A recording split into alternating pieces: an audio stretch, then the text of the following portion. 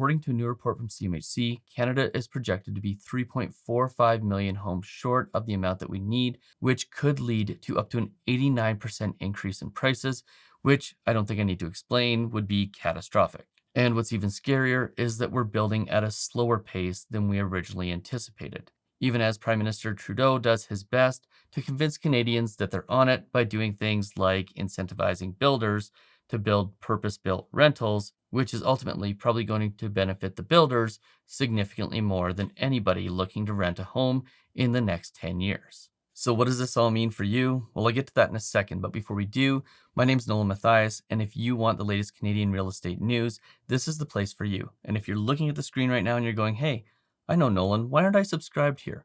Well, it's because this is a brand new channel dedicated to Canadian real estate news. So in other words, if you're subscribed to my other channel, which is now focused on wealth building and general financial information, but you're not subscribed here, you're going to have to click that subscribe button here. And if you're brand new to this channel, or me in general, you may want to go and check out my other channel and hit the subscribe button there as well. Just keep hitting the subscribe button until you've subscribed to everything. It really helps significantly with getting this channel out to more people like you. Oh, and by the way, if you still want to get my new book, Mortgage Secrets, totally for free, you can go to mortgagesecrets.ca. All you have to do is pay the shipping and handling. And by the looks of it, if housing prices really are set to go up by 89% in the next 10 years, you'll probably want that book because you're probably going to want to get into the market sooner rather than later. Okay, so let's jump into this report from CMHC that indicates we're going to need an additional 3.5 million properties that are what are already being built. And this number is absolutely crazy. It's totally scary. And a lot of people are saying that it's not going to be possible to catch up to the amount of houses that we need, which means that housing prices are inevitably going to go up. And I want to take you in, I want to show you the headlines. This is from Global News.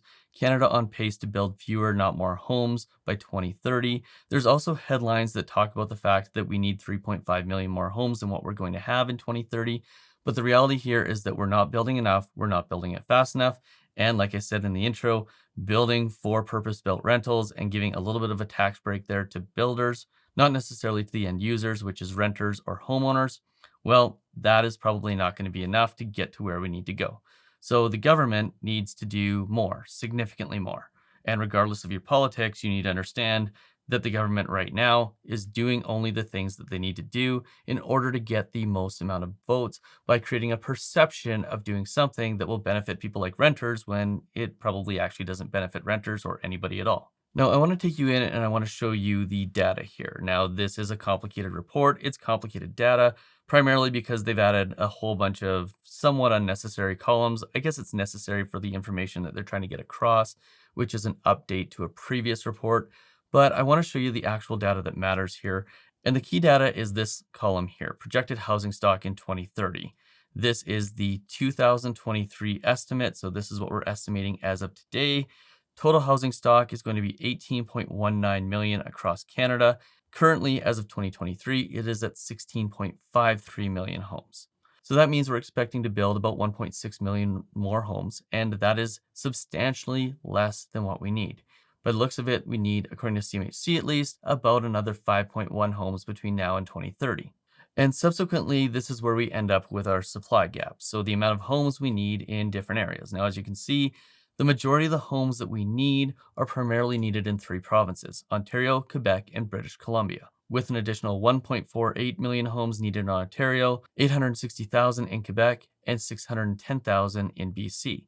And the reason why these provinces are probably going to need significantly more houses than the rest of the country is because this is typically where people, historically anyways, have migrated to when they've migrated into the country. It also represents a pretty significant amount of the overall population base in Canada.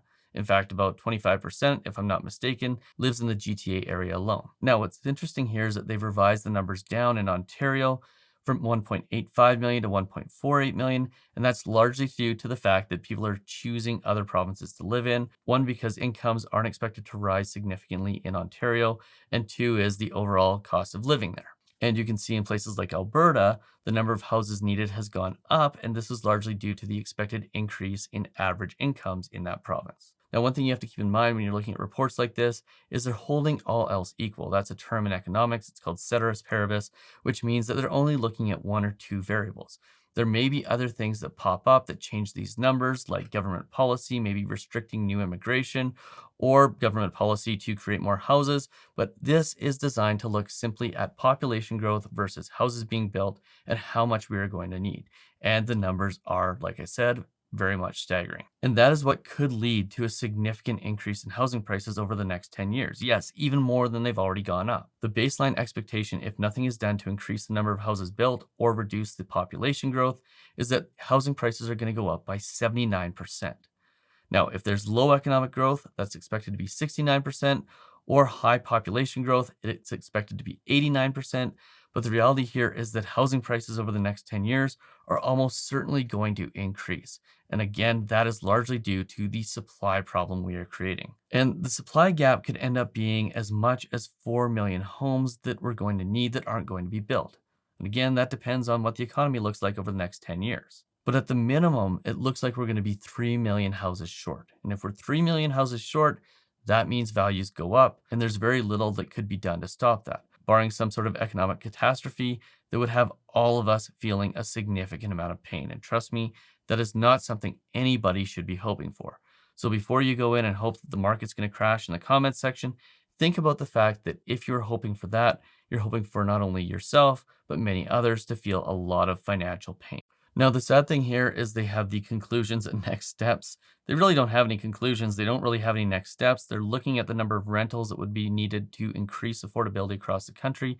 They're looking to have that data sometime next year. But for the most part, we found ourselves in a situation where we are going to need a significant amount of homes. And it doesn't look like we're going to be able to hit that 3.5 million number anytime soon. So expect that there's going to be upward pressure on housing prices. Now, I'm not saying this because I'm trying to encourage you to jump into the housing market, but if you are waiting for the housing market to crash, it looks more and more like that is going to be less likely, which means that if you plan on getting into the housing market and you intend to do it regardless of what happens, doing it sooner rather than later might be the right idea. So a couple things that you can do: start saving for your down payment, make sure you're ready when the time comes and when there's an opportunity. And when you're making those buying decisions, make sure that you're buying with the long term in mind, a 10, 15-year time horizon, and make sure you're buying a house that is affordable.